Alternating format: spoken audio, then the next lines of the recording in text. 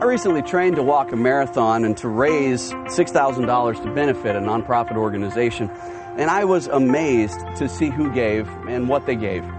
One guy in particular, his generosity really stood out to me.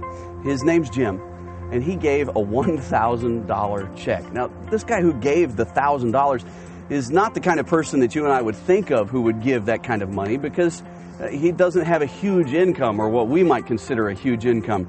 In fact, Jim is a paraplegic, a disabled veteran who will spend the rest of his life in a wheelchair.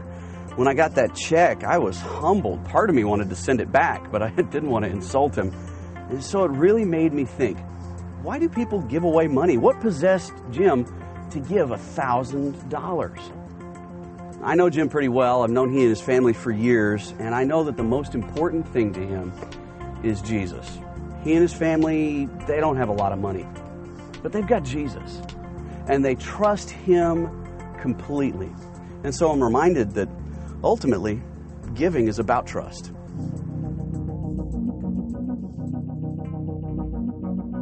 Let me change direction for just a second. Ask yourself these questions. Do I give? Do I give generously?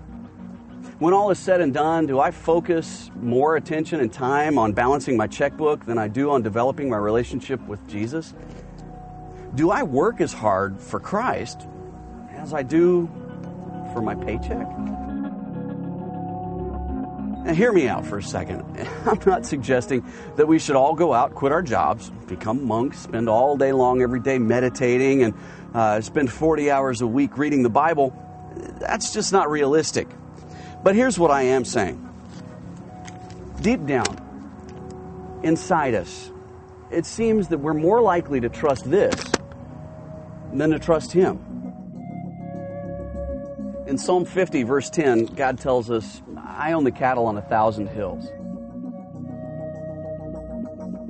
Now, that might sound strange to you, unless, of course, you're in the ranching business. But way back when the Bible was written, that was like the equivalent of saying today, I have more money than Bill Gates, than Donald Trump, and the U.S. government combined. You see, God has it all.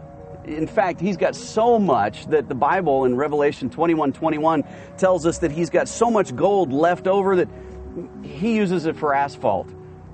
The roads of heaven are paved with gold. But He's not just some mystical rich figure way off in the distance somewhere. He's my Heavenly Father and your Heavenly Father. God has everything, and He gives us everything that we need.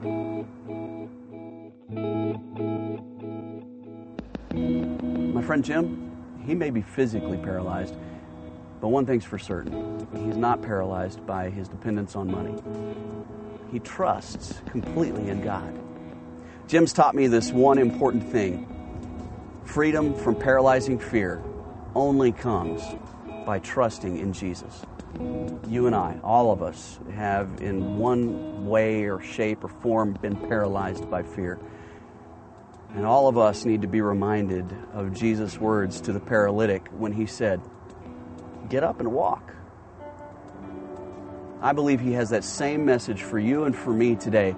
And He's saying to us, those of you who are paralyzed by fear, those of you who have been depending too much on money, trust me. Give up your fear. I have your best interests at heart. Get up.